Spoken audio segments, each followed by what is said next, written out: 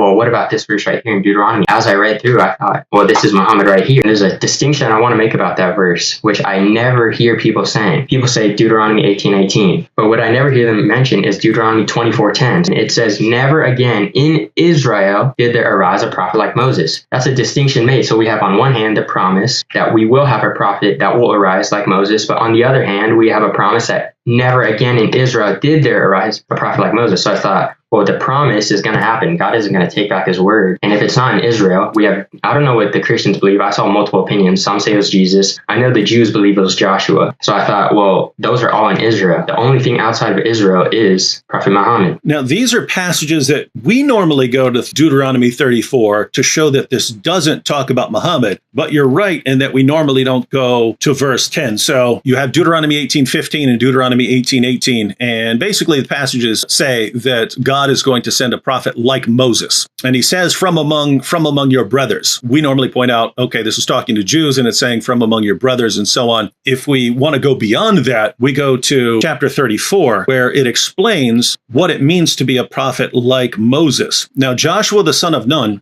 was filled with the spirit of wisdom, for Moses had laid his hands on him. And the sons of Israel listened to him and did as the Lord had commanded Moses. Since that time, no prophet has risen in Israel like Moses, whom the Lord knew face to face, for all the signs and wonders which the Lord sent him to perform in the land of Egypt against Pharaoh, all his servants, and all his land, and for all the mighty power and for all the great terror which Moses performed in the sight of all Israel. So since that time, no prophet has risen in Israel like Moses. And it sounds like you're interpreting this as no one who's from Israel could ever fulfill this. But if you look at this, Deuteronomy is written by Moses, and yet this ending is clearly put on afterwards. But I mean, I would interpret this to mean, hey, since that time, up until now, when we're putting the ending on the book of Deuteronomy, no prophet has risen like Moses, which, I mean, this would at least be 1000 BC,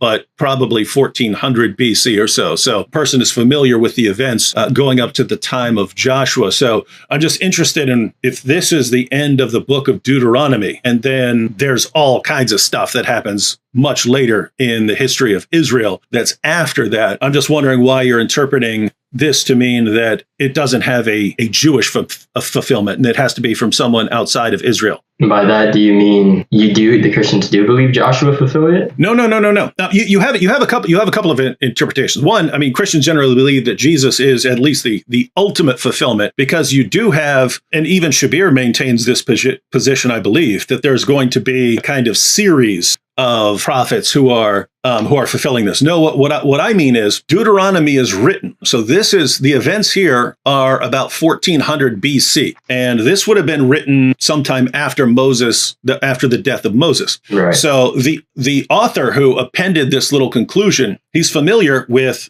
the events of Joshua. And he says, but no one who really meets the criteria of someone like Moses has arisen up until I'm writing this. But that would have been shortly after 1400 BC. In other words, this is not being written in the time of Jesus. And he's saying no one in Israel has ever fulfilled this. You're insinuating that it was fulfilled prior to that time, because they had already come way past the time by the time they're actually writing it down. So there could have been a fulfillment prior to when they were actually writing down the end of Deuteronomy. No. I'm saying, okay, so let's suppose Moses dies, and let's suppose this ending is added on 20 or 30 years later, something like that. Mm-hmm. Even if he says, hey, this prophecy has not been fulfilled as of this time, that's very different from saying, therefore, no one for the next 14 centuries of Israel is a fulfillment of that prophecy. So this is a side issue from whether Jesus is the fulfillment of this prophecy. It's just that this isn't saying that no one's going to fulfill this prophecy in Israel. He's just saying, hey, here I am. I'm here in 1400 BC. And since that time, no one has fulfilled that prophecy. So that kind of leaves it open whether someone for, the next 1500 years is the fulfillment of it. And I see what you're saying. Yeah. So the question is, why would this mean that someone from outside of Israel would be the fulfillment of this prophecy? Well, I guess you are right in that, and that is a good way of looking at it, that they were writing never again up to that time. I know you mean now. You could be right. I'll have to look into that. Okay, no problem. The other issue, and I'm just pointing this out. You obviously don't have to answer unless you want to. But we also focus a lot on the rest of verse 10 and then verse 11. So since that time, no prophet has risen in Israel like Moses, whom the Lord knew face to face, for all the signs and wonders which the Lord sent him to perform in the land of Egypt against Pharaoh. And so one of the things we draw attention to is that when it's talking about being like Moses, because if you're obviously familiar with Zakir Naik, and Zakir Naik will say, but Moses was both a prophet and a military general. Muhammad was both a prophet and a military general. And so he'll go on these parallels. Whereas in context, it seems like when they're talking about, hey, this guy's like Moses, they're thinking primarily of having some special intimacy with God that you could call face-to-face knowledge, and also miraculous works, performing miracles from God. And so the question would then become, how did Muhammad felt? Because Jesus obviously had that kind of face-to-face intimacy with the Father, and even according to the Bible or according to the Quran, was known for miraculous works. Whereas when we get to Muhammad performs all kinds of miracles in the Hadith. In the Quran, not so much, and it's kind of difficult to make any case for miracles from the Quran. So anyway, you can respond if you want, but other than that, if you want to claim that Muhammad is a fulfillment of the prophecy in Deuteronomy, those are some things to think of. Those are some things to think about. Well, another reason.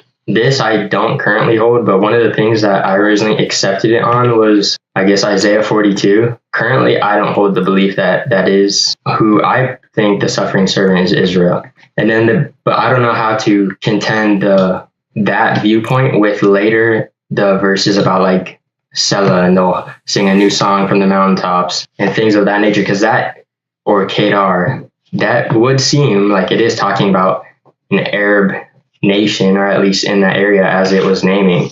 But I don't see how that, we certainly know Jesus didn't go there, and the Jews aren't going in there and evangelizing. So I used to hold that viewpoint. That was another reason that I joined, but I currently don't hold it. I think the suffering servant of Isaiah 42 is Israel. As far as the Selah and stuff like that, the Muslim claim is that this actually refers to, they'll say this refers to this mountain in Medina or something like that. But that's actually a city a little south of Israel. It's a city of the Edomites. And so now it's always open to Muslims to say, even though, yes, there's this city called Selah right there, it's still a prophecy. There's still this greater fulfillment in that it's actually referring to Medina or something like that. If you don't just look at Isaiah 42 and you actually go through the rest of the book of Isaiah and you start making the connections to these things that are spoken about there, not a very strong case for. Well, that's exactly how I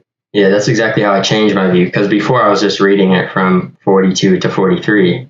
And then I'm like, okay, but then when I went back to the Old Testament, I started saying, okay, that to me doesn't seem like that in the slightest. To me, it seems perfectly clear as being Israel, as throughout the Isaiah. If you read Isaiah from chapter 1 to the end, you see it is constantly referred to as the servant.